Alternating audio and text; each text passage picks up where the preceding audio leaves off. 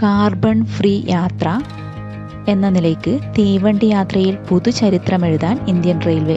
രാജ്യത്തെ ആദ്യ ഹൈഡ്രജൻ ട്രെയിനിൻ്റെ പരീക്ഷണ ഓട്ടം ഡിസംബറിൽ നടക്കും.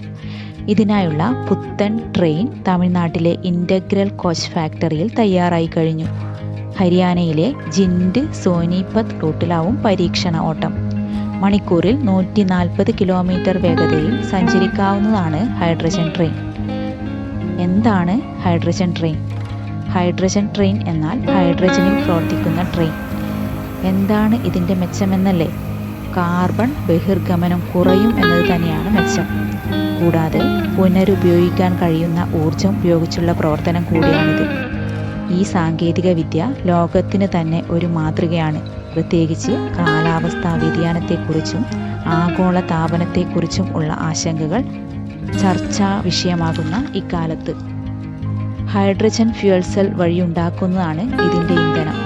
നീരാവി മാത്രമാണ് പുറന്തള്ളുന്നത് എന്നതുകൊണ്ട് തന്നെ സമ്പൂർണ്ണ പരിസ്ഥിതി സൗഹാർദ്ദ യാത്ര എന്ന കാറ്റഗറിയിലാണ് ഇത് ഉൾപ്പെടുന്നത്. പരീക്ഷണ ഓട്ടം വിജയിച്ചാൽ 2025ഓടെ 35 ട്രെയിൻ ഓടിക്കാനാണ് ഇന്ത്യൻ റെയിൽവേയുടെ പദ്ധതി. 80 കോടിയാണ് ഒരു ട്രെയിനിൻ്റെ ചെലവായി കണക്കാക്കുന്നത്. ഇതിനു പുറമെ മറ്റ് അടിസ്ഥാന സൗകര്യങ്ങൾക്കായി 70 കോടി രൂപയും വേണം. ഹൈഡ്രജൻ ഉൽപ്പാദിപ്പിക്കാനായി വെള്ളമാണ് ട്രെയിനിൽ ഉപയോഗിക്കുന്നത്. ഇതിനായി ട്രെയിനിൽ എഞ്ചിനു മുകളിൽ 40,000 ലിറ്റർ വരെ ശേഷിയുള്ള വെള്ളത്തിൻ്റെ ടാങ്ക് സ്ഥാപിച്ചിട്ടുണ്ട്. ടാങ്കിനോട് ചേർന്ന ഉപകരണത്തിലൂടെ ശേഖരിക്കുന്ന ഓക്സിജനുമായി ഹൈഡ്രജൻ സംയോജിച്ചാണ് വൈദ്യുതി ഉൽപ്പാദിപ്പിക്കുക. ഈ ഊർജം ഉപയോഗിച്ചാണ് ട്രെയിൻ പ്രവർത്തിക്കുക.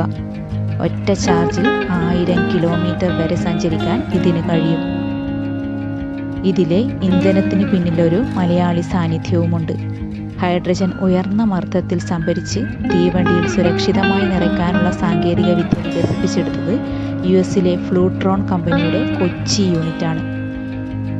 20 വർഷമായി US-ൽ ഹൈഡ്രജൻ ഇന്ധന വ്യവസായത്തിൽ ജോലി ചെയ്യുന്ന കോട്ടയം പുതുപ്പള്ളി സ്വദേശി തോമസ് ജോസഫാണ് ഫ്ലൂട്രോണിൻ്റെ ചീഫ് ഇന്നൊവേഷൻ ഓഫീസർ.